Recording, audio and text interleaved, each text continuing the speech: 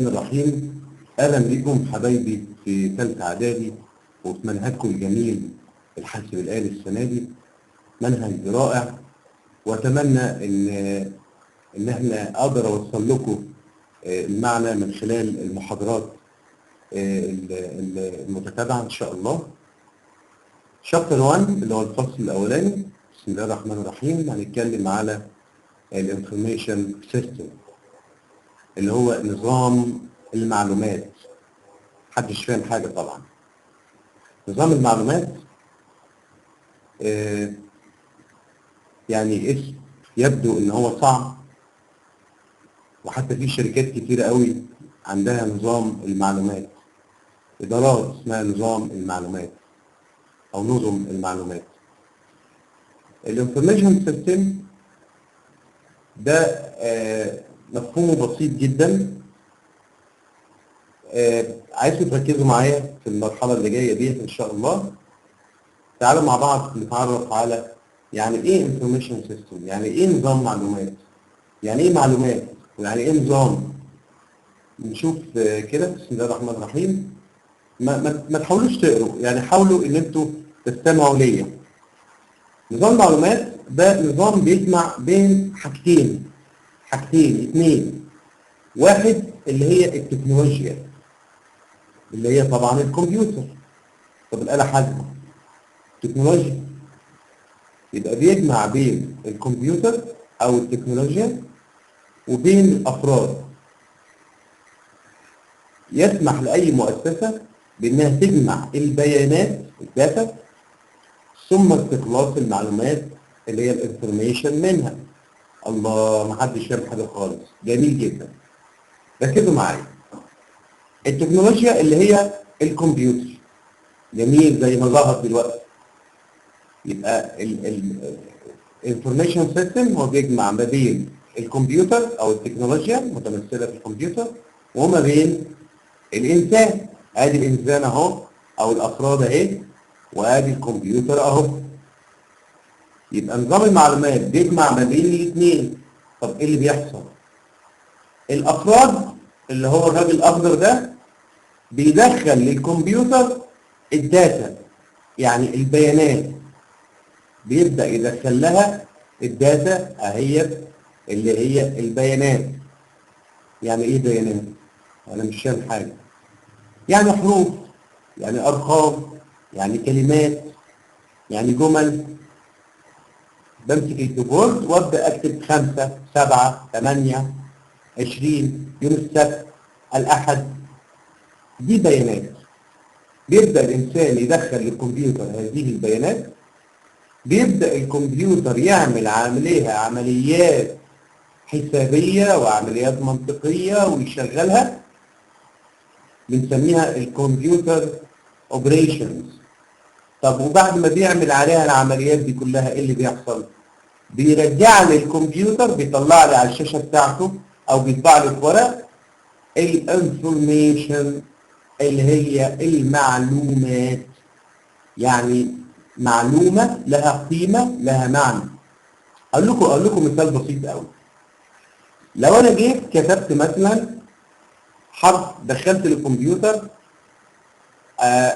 حرف الالف، حرف السين، حرف الدال، حروف ليس لها معنى، مش كده؟ اللي هي دي الايه؟ الداتا. هيبدا الكمبيوتر برنامج يشبك الحروف دي ببعضها. يوم ممكن يطلع لي معلومه منها، يقول لي ده انا ممكن اكون لك كلمه اسد او كلمه سد مثلا. بهذا المنطق يعني. يبقى نعرف نظام المعلومات بالانجلش لمدارس اللغات. Information system. And information system is the combination، تجميع، يجمع of technology اللي هو بين قوسين الكمبيوتر. ممكن يكون آلة حاسبة، ممكن يكون آلة يعني أخرى غير الكمبيوتر، لكن هنا دراستنا هتبقى عن الكمبيوتر. And people that enable an organization، بتمكن المؤسسة to collect data، بتجمع البيانات، store them and transform. شفتوا بقى؟ بتحول البيانات اللي ملهاش معنى، transform them into information. بتحول البيانات اللي ملهاش معنى إلى معلومة لها معنى أقدر أستفيد منها. قلنا حرف الألف وحرف السين وحرف الدال دي حروف ليس لها معنى، ولكن لما أطلع منها معلومة أقدر أكون منها كلمات زي أسد. طب ناخد المثال ده، دي آلة حاسبة. الآلة الحاسبة ده يمثل التكنولوجي، تمثل كمبيوتر عليه برنامج صغير، برنامج يجمع ويطرح ويقسم ويضرب. يبقى إذا ده الكمبيوتر أو التكنولوجي، وده الإنسان. تعالى بقى نعمل من الشكل ده نظام معلومات، نعمل منه انفورميشن سيستم. يلا بينا. الراجل ده هيبدأ يدخل للآلة الحاسبة أرقام ليس لها معنى. الراجل ده بيكسب في اليوم 50 جنيه. يبقى في ال 30 يوم في الشهر هيكسب كام؟ هو عايز يعرف المعلومة دي، عايز يستفيد من هذه المعلومة.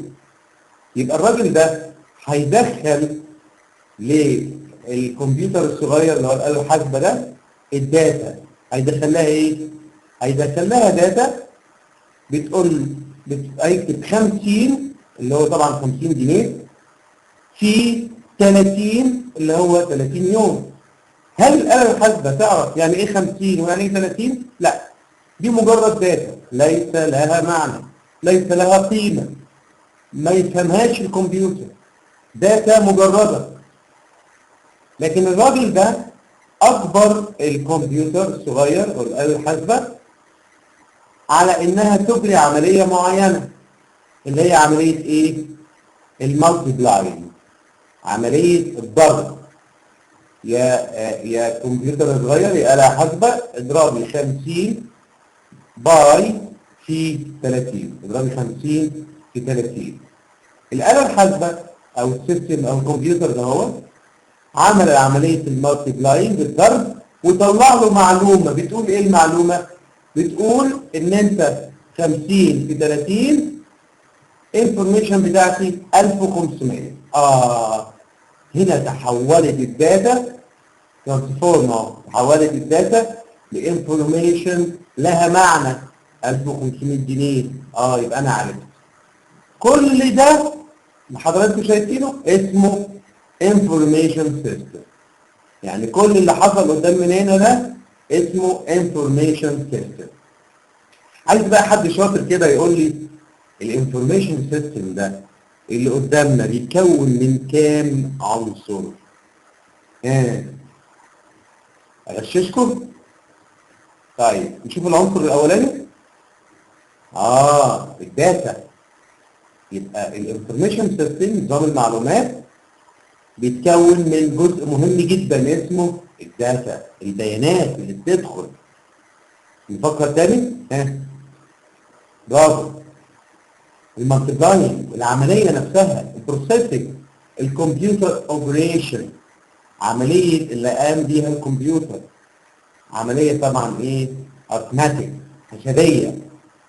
يبقى بتكون الانفورميشن سيستم بيتكون من نمبر 1 الداتا، نمبر 2 العمليه الحسابيه او الكمبيوتر اوبريشنز اللي بيقوم بيها الكمبيوتر دهوت، نمبر 3 الانفورميشن، ايوه المعلومه. يبقى هم دول الثلاث حاجات اللي بيقوم بيهم بيتكون منهم الانفورميشن سيستم. هديكم مثال بايخ قوي بس هيسهل لكم الموضوع. لو قلنا الداتا ده عباره عن دقيق وفانيليا وبيكنج باودر مثلا، هل ممكن ان انا استفيد من الداتا كماده خام؟ يعني ممكن ان انا احط المعلقه في شويه دقيق واكلهم اسفهم ما لهمش معنى. هل اروح جاي واخد كيس البيكنج باودر وحطه على طول؟ ملهاش معنى. طيب يبقى لازم يحصل في ايه في الماده الخام دي في الداتا ديت؟ لازم تدخل الفرن يبقى الكمبيوتر ده هو الفورم. هتدخل الداتا، المادة الخام ملهاش معنى، هتدخل الفورم. طبعا بعد ما احط ميه على الدقيق واسيبه يتخمر واحط البيكنج باودر ومش عارف ايه واحطه في الفورم. يدخل الفورم اللي هو البروسيسنج، يدخل على الكمبيوتر اوبريشنز، العمليات بتاعة الحاسب، ويطلع لي انفورميشن اللي هو الكيك بقى اللي اقدر استفيد منه. اذا الانفورميشن سيستم بيتكون من 3 عناصر مهمه. نمبر 1 انا غششتكم خلاص. نمبر 1 اللي هي ايه؟ الداتا، برافو. نمبر 2 اللي هي ايه؟ اللي هي الكمبيوتر اوبريشنز، العمليات التي يقوم بها الحاسب.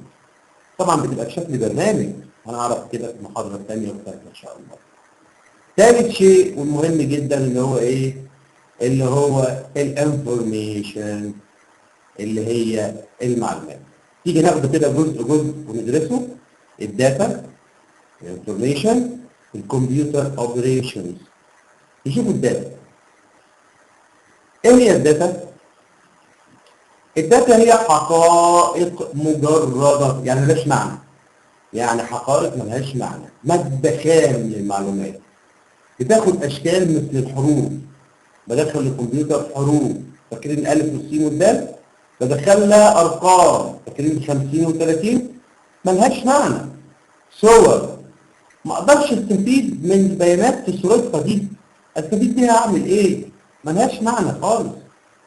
يبقى اذا البيانات في حد ذاتها ما تديش معلومه. تمام؟ علشان يبقى لها معنى يبقى لازم احولها لمعلومه. لازم احولها لايه؟ لمعلومه.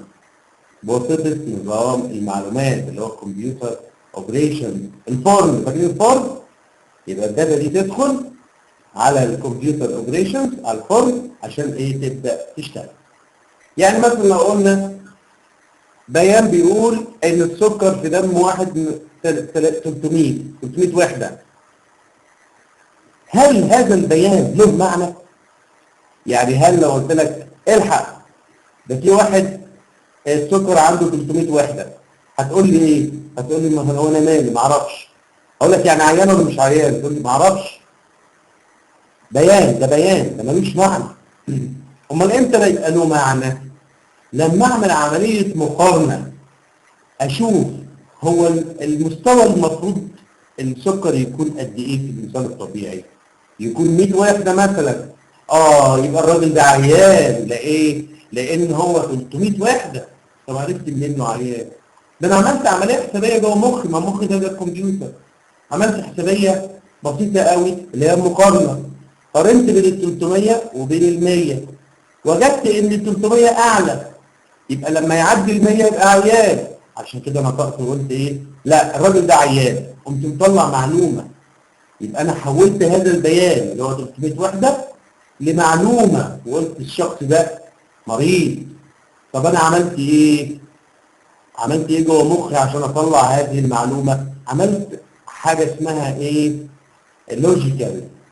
حاجات كده اهوت منطقيه. قارنت بين البيان اللي ملوش معنى 300 وبين المستوى الطبيعي للشخص اللي هو 100، فقلت لا ده عداه، يبقى اذا هو تعبان.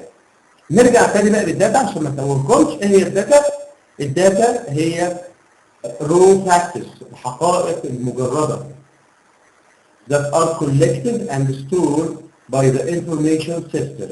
يعني بجمعها وبخزنها جوه نظام المعلومات. تمام؟ انا بجمعها وبخزنها جوه نظام المعلومات. لسه ما عملتش عليها كمبيوتر اوبريشنز خالص. الداتا زي ايه؟ زي النمبرز، زي الليترز، ايمجز، ساوند كليب، فيديو كليبس، وهكذا. لكن احنا طبعا عاده هيبقى نمبرز وليترز. تمام؟ يعني شويه ارقام على حروف ليس لها معنى. دي الداتا. طيب امال ايه اللي لها معنى؟ اللي لها معنى الانفورميشن. الانفورميشن، المعلومه. يبقى دي هي الناتج بتاع تشغيل الداتا جوه الكمبيوتر، جوه برنامج الكمبيوتر، علشان يقدر يطلع لي معلومه. فاكرين ال 50 وال 30 اللي دخلتهم الآلة الحاسبة؟ 50 ملهاش معنى و30 ملهاش معنى. لكن طلعت لي معلومة قالت لي لما ضربت ده في ده جوه الآلة طلع لي قال لي 1500 جنيه بيكسبهم الراجل ده. يبقى دي معلومة. يبقى ايه هي الانفورميشن؟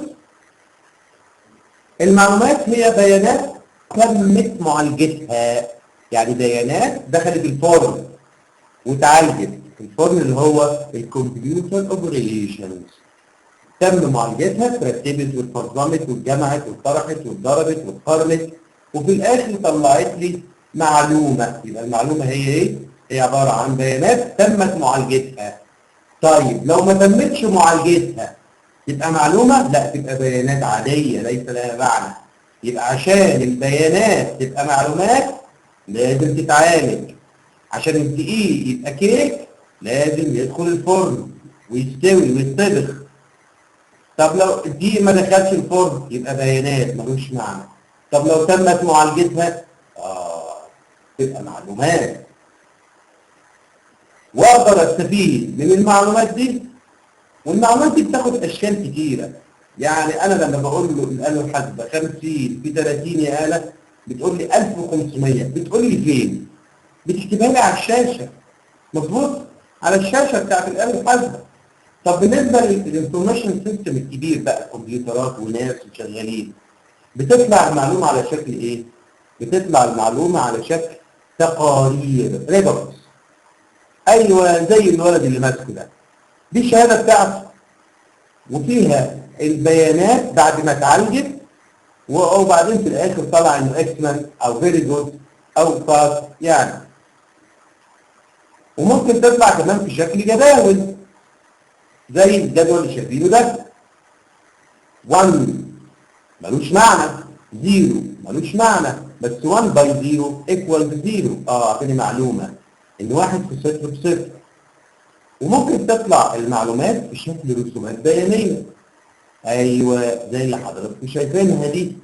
لو دي مثلا بتمثل مبيعاتي يبقى انا في اول شهر مبيعات البرتقالي دي، تاني شهر زادت، ثالث شهر قلت قوي، رابع شهر زادت قوي قوي، وبعدين نزلت شويه، وبعدين نزلت خالص، وبعدين زادت شويه، وبعدين زادت قوي. يبقى دي بتديني معلومه بان هل مبيعاتي بتزيد ولا بتقل. وبناء على الشارت اللي قدامي ديت او الرسم البياني ده بدي اوامري للتسويق يزود شويه، بقلل في السعر شويه عشان ابيع اكتر. يعني بتخذ قرار. ليه؟ لان معايا معلومه. تمام؟ يبقى ايه هي الانفورميشن عشان بتوع اللغات؟ information is the output data processing. ايوه data processing، مش داتا بس، داتا اتعالجت، مخرجات الداتا بعد معالجتها. example the level of sugar in the blood. نرجع تاني لمكونات نظام المعلومات. احنا قلنا بيتكون من ايه نظام معلومات؟ ايوه الناس صاحيه معايا، برافو. طب كام جزء؟ بيتكون من كام جزء؟ information system بيتكون من كام جزء؟ 3 parts. نمبر 1 اللي هو ايه؟ برافو، اللي هي الداتا نمبر 1. نمبر 2 اللي هي ايه اللي معانا دلوقتي؟ information. حد فاكر نمبر 3؟ لا مش فاكرين. نمبر 3 اللي هي المنطقه اللي في النص، الفورم، فاكرين؟ الآلة الحاسبه عملت ايه؟ عملت مالتيبلاينج اللي هو الكمبيوتر اوبريشن، العمليات اللي بيجريها الحاسب بقى. مش قلنا البيانات لازم اجري عليها معالجه من الحاسب؟ يعني الكمبيوتر هيشتغل على البيانات دي، هيجمع، هيطرح، هيضرب، هيقسم، هيقارن عشان يطلع لي انفورميشن. يبقى نمبر 3 من المكونات الانفورميشن سيستم اللي هو الكمبيوتر اوبريشن، اللي هي عمليات الكمبيوتر او العمليات التي يقوم بها الكمبيوتر. ركزوا معايا بقى علشان الجزء ده يعني صعب شويتين كده، بس ما تحاولوش تقروا يعني. اول عمليه من العمليات بتاعه الكمبيوتر اوبريشن اللي هي ادخال البيانات. يبقى اول حاجه ان انا بدخل البيانات لايه؟ للكمبيوتر. الكمبيوتر قاعد نايم في حاله، فجاه لقى اليوزر بيقول له 50، وبعدين ضغط على علامة شيت وبعدين قال له 30. يبقى أول حاجة بيتلقاها الكمبيوتر اللي هو إيه؟ إنه بيتلقى البيانات، إدخال البيانات دي من الكمبيوتر أوبريشن. طب أدخل البيانات عن طريق إيه؟ عن طريق لوحة مفاتيح كيبورد. يبقى the first operation اللي هي input data reading data. الناس بتوع اللغات دي النقط بتاعت اللغات ودي النقط بتوع الايه؟ العرب. نمبر 2 خلاص البيانات دخلت. نعمل ايه؟ بيعمل ايه الكمبيوتر؟ يبقى اول عمليه من عمليات الكمبيوتر انه بيدخل بيانات او بيتلقى البيانات من المستخدم. خلاص ثاني حاجه ايه؟ بياخد البيانات دي يخزنها عنده، يحطها عنده في الذاكره بتاعته. تمسك الآلة الحاسبة تقول له 50، مجرد ما تقول له فيه بتختفي ال 50، هي ما اختفتش، هي عنده في الذاكرة جوه. وبعدين بتقول له 30 وبعدين بتضغط على يساوي فيضرب دي بدي يطلع لك المعلومة. اللي أقصده إنه بيخزن البيانات ودي the second operation. بعد ما دخل البيانات بيبدأ الحاسب يخزنها في الذاكرة عنده اللي هي store data in the internal memory. ده نمبر 2. نمبر 3 طيب خزنها عنده بيعمل ايه بقى؟ بيبدأ يشتغل بقى. بيجري عليها عمليات حسابية. يجمع، دخلت له رقمين يجمعهم. addition جمع. دخلت له رقمين قلت له اطرح بيطرح. بيعمل multiplying بيضرب. بيعمل division بيقسم.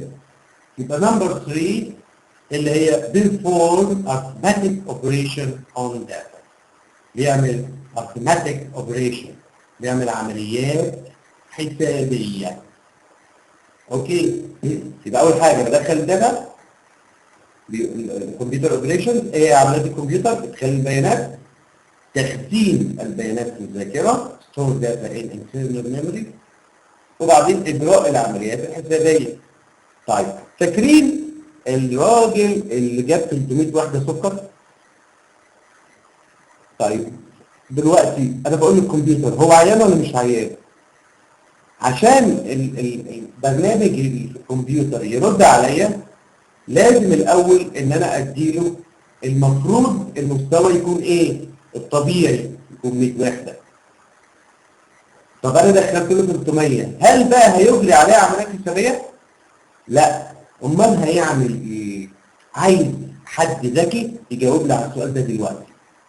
تفتكروا الكمبيوتر لما ادخل له واقول له الراجل ده 300 وحده سكر في الدم بتاعه، ده التحليل بيقول كده،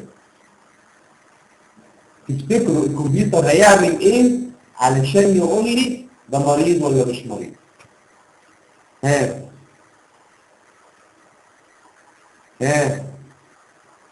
طيب هقول الإجابة.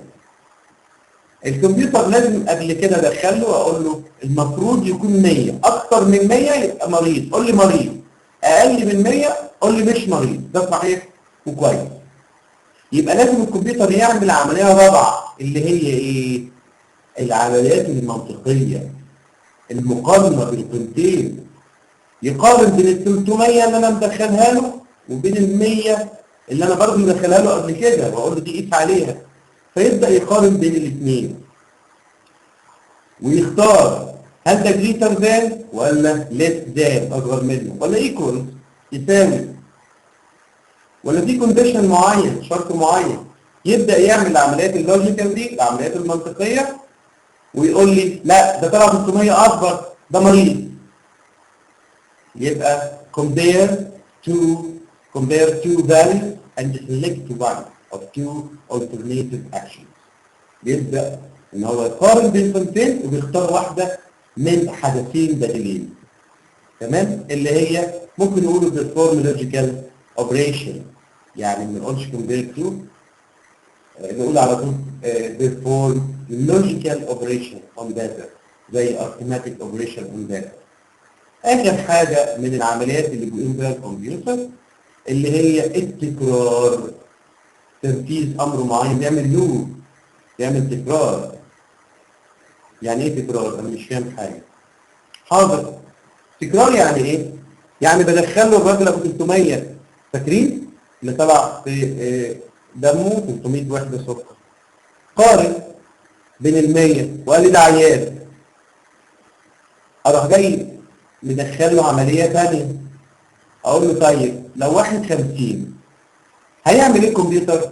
ده هيكرر العمليه ثاني، هيكرر العمليه اللوجيكال، هيقارن ثاني ويقول لي لا ده كويس. اقول له طب واحد 150 يروح مكرر العمليه ثاني. يبقى اذا دي العمليات اللي بيقوم بيها الكمبيوتر، انه بيكرر، بيعمل تكرار لوب. تمام؟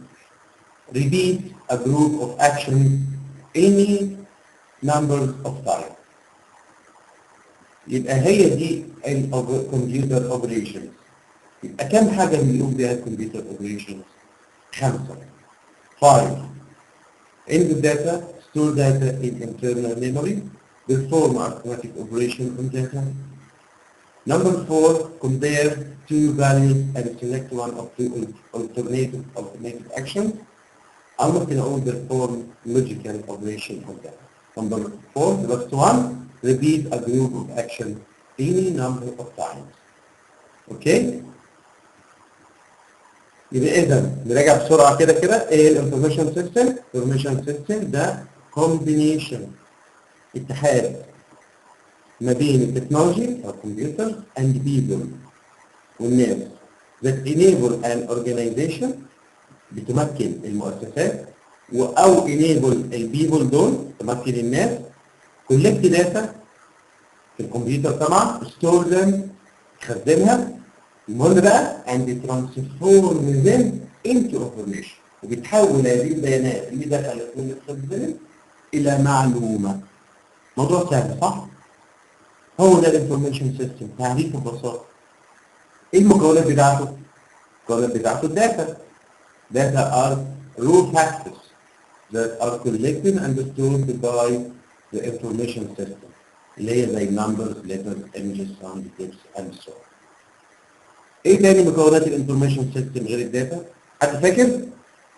برافو. Information is the output data processing، هي مخرجات البيانات بعد معالجتها، بعد تشغيلها. طب مين اللي بيشغل الجزء الثالث والمهم جدا من الانفورميشن سيستم؟ مهم جدا اللي هنتكلم عليه بقى. يعني المفروض ان حضرتك انت اللي هتكون ده في الكمبيوتر، اللي هو ايه؟ اللي هو الكمبيوتر اوبريشنز. input data, store data in the internal memory, perform the arithmetic operation on data. ممكن اقول هنا perform logical operation on data، او ممكن اقول compare two values and select one of two alternative actions. Repeat a group of actions any number of times. ده ببساطة شديدة جدا جدا نظام المعلومات يعني ايه ودي المكونات بتاعته. كلامنا هيكون فين بقى؟ انت تبقى ايه؟ انت كل شغلك هيبقى في الكمبيوتر اوبريشنز دي. حضرتك اللي هتعمل البرنامج يشغل اي بيانات، يطلع اي معلومات مطلوبه حسب الحاله طبعا. المفروض انت في نهايه ثالثه اعدادي تبقى مبرمج، انت اللي تعمل البرامج وتديها للناس، الناس تدخل لها داتا وتطلع معلومات من الكمبيوتر من برنامجك انت تستفيد هي منها. يعني انت هتعمل نظام معلومات فيما بعد. طيب ازاي نذاكر بقى الجزء اللي انا خدته دوت؟ عشان تذاكر ده لازم تفهم، واتمنى ان انت تكون فهمت يعني ايه نظام معلومات، يعني ايه انفورميشن سيستم، يعني ايه اجزائه. عشان تذاكر الجزء ده كويس لازم تعرف تكتب تعريف كامل، سواء كنت مدرسه عربي او لغات، باللغه اللي بتدرس بيها تعريف كامل للانفورميشن سيستم. تكتب بايدك كده الانفورميشن سيستم هو كذا كذا، زي ما خدنا وذاكرنا دلوقتي. لازم داتا ككونسبت لازم تعرف تكتب معناها ايه. الانفورميشن يعني ايه؟ لازم تكتبها. لان ان شاء الله المحاضرات الجايه هناخدوا اسئله من المحافظات، اسئله جد بجد من المحافظات، واسئله الكتابه تحلها كلها.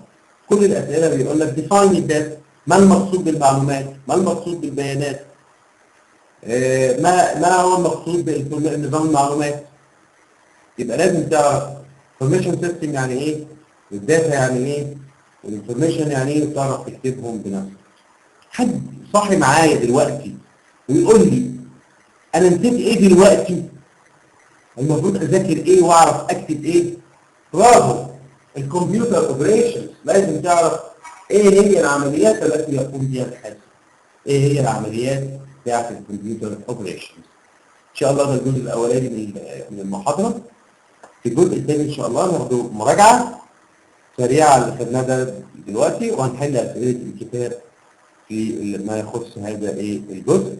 واتمنى ان يكون الفيديو ده يعني فهمكم ووصل لكم المعنى.